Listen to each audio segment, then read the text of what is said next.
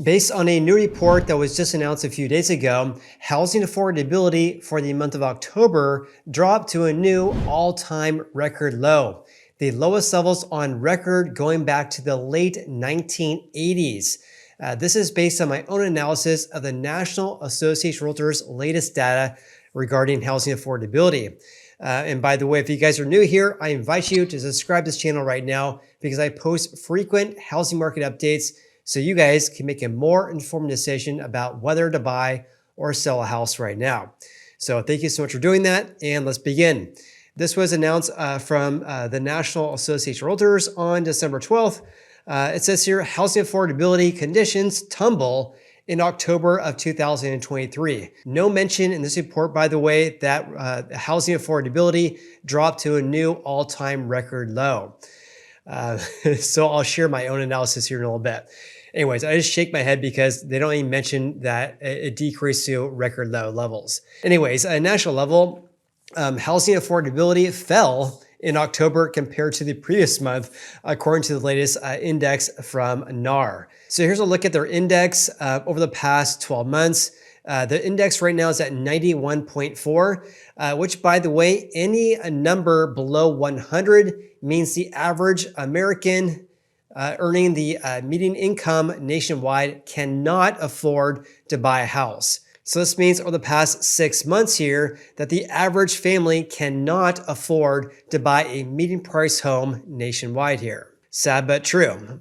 Here's one thing they also mentioned as well. When talking about qualifying income, you need a qualifying income of $108,000, but your median family income nationwide is at $99,000. No mention that this number right here, the qualifying income, is also a new all-time record high. That's because rates on average for a 30-year fix, according to NAR, increased to 7.7%, whereas home prices still remain very much elevated. And by the way, stay tuned here because I'm going to share how all these trends compare to pre-pandemic levels going back to 2019.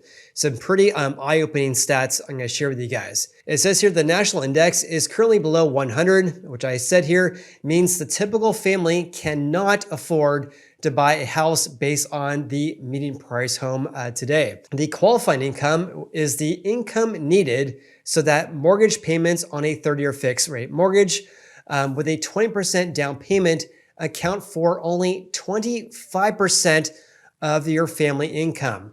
So the qualifying income has to be below that threshold in order to make the payment affordable for the American family here.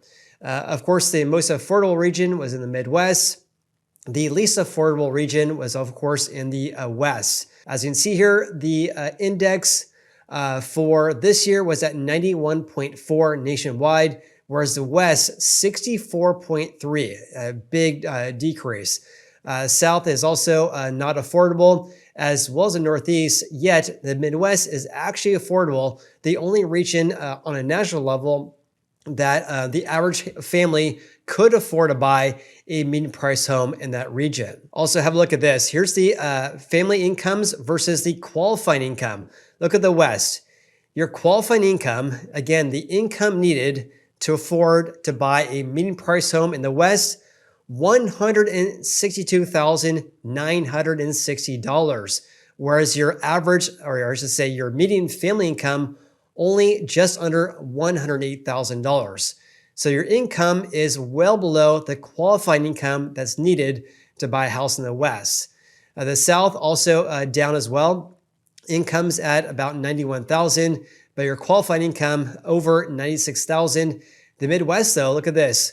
Income's at $96,000, yet your qualifying income is only $77,000. Also in the Northeast, the incomes are also below the qualifying incomes as well. Now, speaking of average monthly housing payments here, that increased to $2,259 per month. That's based on principal and interest, based on the interest rate or the mortgage rate back in October, and of course, based on the median price single family house in the US back in October. And no mention that this figure here is also a new all-time record high.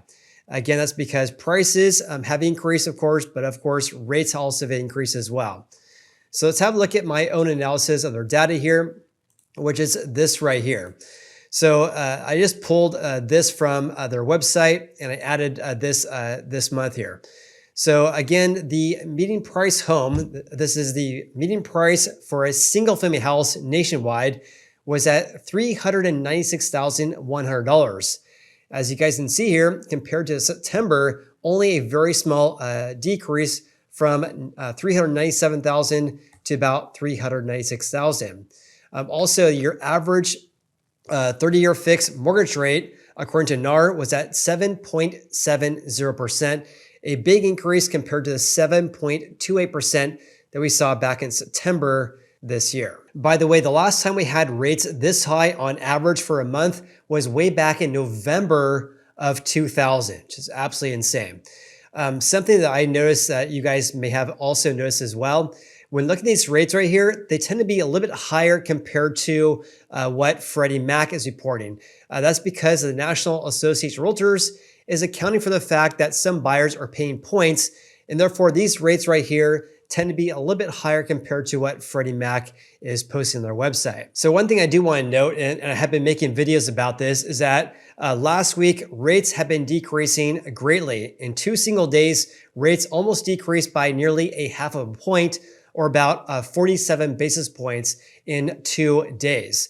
So the daily rate as of Friday was around 6.6%.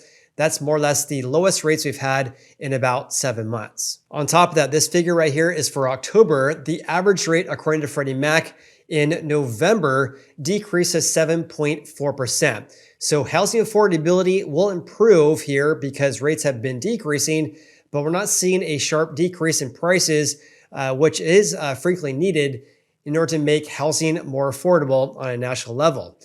Please leave me a comment below if you guys agree with that. So also want to share this with you guys as well.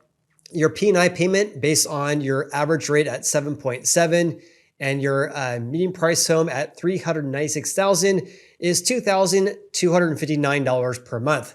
No mention again, this is an all-time record high going back to the 1980s. Also, when comparing this payment compared to pre-COVID levels, you really have to take in consideration the giant increase in insurance rates that some areas like Florida, for example, are paying. Because according to Policy Genius, this is actually a little bit old, but this is looking at the increase in property insurances back in May compared to just 2 years ago. So May 2021 through May 2023, overall insurance rates have increased roughly 35% on a national level. However, though, in areas like Florida, a giant increase of 68% over the past 2 years. Also a giant increase of 47% in New Mexico, an increase of 46% in Colorado, Idaho, and Texas over the past 2 years. So just take that in consideration when I'm sharing these numbers here, because this column right here only includes principal and interest payment and not due to the giant increase in home insurance rates that some states and areas are facing. So when accounting for the increase in those, of course, housing affordability could be much worse than these figures suggest here. Also looking at the median family income, for October was at $99,000, whereas the qualifying income was $108,000. And by the way, they define qualifying income as the income needed so that mortgage payments on a 30-year fix loan with a 20% down payment, again, only count for 25% of family incomes. Also, like I mentioned, their affordability index dropped to a new all-time record low based on my own analysis and not what was mentioned in this report here. So the index at 91.4 is by far the lowest levels on record. The previous low was actually set in August at 92.4. So this means that housing affordability is at the lowest levels going back to January of 1989. And by the way, in late 1989, we had rates or 30-year fixed rates at around 10%, which is absolutely wild to think that we have a worse affordability now even though it's actually worse than the late 1980s when rates were much higher compared to today. But again, the main reason why we have this big affordability issue nationwide is because of the rise in prices as well. But wait, there's more. Here's something I added for you guys because just for my own sake, I was actually curious to see how these numbers compare to years past, especially compared to 2019 pre-COVID levels. So compared to October of 2019, your median sold price for a single family house nationwide increased a whopping 45%, whereas mortgage payments increased a whopping 4 percentage points. So back in October of 2019, your average 30-year fixed mortgage rate was around 3.7%, whereas this October, it increased to 7.7%. So this is really a double whammy for home buyers, right? Prices gained by 45%, and on top of that, we saw a giant increase of rates more than doubling over the past 4 years. And because of that, that's why your average monthly mortgage payment increased a whopping 123%, or doubling over the past 4 years. This equates to a giant increase of $1,200 more per month to buy a median price home back in October of 2019 compared to this October. Now here's the kicker though, and this is a key takeaway in today's video here. Family incomes over the past 4 years only increased by 21%. Look at the qualifying income though. Qualifying income more than doubled, an increase of 123%. So incomes increased by 21%, whereas the income needed in order to buy a median price home in the US increased by 123%. Can you say our housing market is definitely not affordable? And that right there is not sustainable to see incomes increase by a small amount, whereas your qualifying income more than doubling over the past 4 years. It's also pretty bad compared to October of 2020 because prices increased by 25%. And look at this, your average mortgage payment increased by 4.8 percentage points. Let me just see, it went from 7.7 back in October 2020. The rate was at 2.88%, absolutely crazy. So that's an increase of 4.8 percentage points. P&I went up by 114%. Family incomes only increased by 17%, whereas qualifying incomes increased a whopping 114%. Now, when looking at October of 2021, prices increased by 9%, rates increased by 4.6 percentage points, and that means your P&I payment increased a whopping 82%. So that means that buying a median price home back in October 2021 compared to this October is going to cost you about $1,000 more per month, just based on P&I. Incomes increased by 16%, but qualified incomes rose by 82%. Also compared to 1 year ago, P&I increased by 11%. That's a gain of $216 more per month. Also, just to give you guys a rate update as of Friday for the average 30-year fix. Again, this is for people putting at least 20% down and buying their first house. They have great credit. Your best scenario here on an average level or a national level for average rates was at 6.64%, a small gain of 2 basis points compared to Thursday. 15-year fix is at 6.15%. FHA and VA loans is around 6.15%. 1 year ago, we were at 6.13%. That's an increase of about a half a point or 51 basis points. And like I mentioned in my previous videos last week, a giant decrease in rates on Wednesday and Thursday, down by 47 basis points in 2 days. Just absolutely insane. That was one of the biggest 2-day decreases on record. And frankly, I have never seen that in my career as a real estate agent over the past 10 years. And lastly, I want to share a scenario regarding if someone's looking to buy a $500,000 home, putting 20% down, how is your payment changing compared to just 2 months ago? So 2 months ago, your average rate was at 8%, Putting 20% down, your housing payment would be $2,935 per month. Now fast forward to Friday, the daily rate was at 6.64%. Your new housing payment would be $2,565 per month. This means you're going to save approximately $370 just in principal and interest compared to just 2 months ago. In addition, you're also going to save approximately $132,000 in interest paid over the life of a 30-year fixed rate loan, based on the decrease in rates from 8% down to about 6.6%. So at 6.64%, you're going to pay approximately $523,476.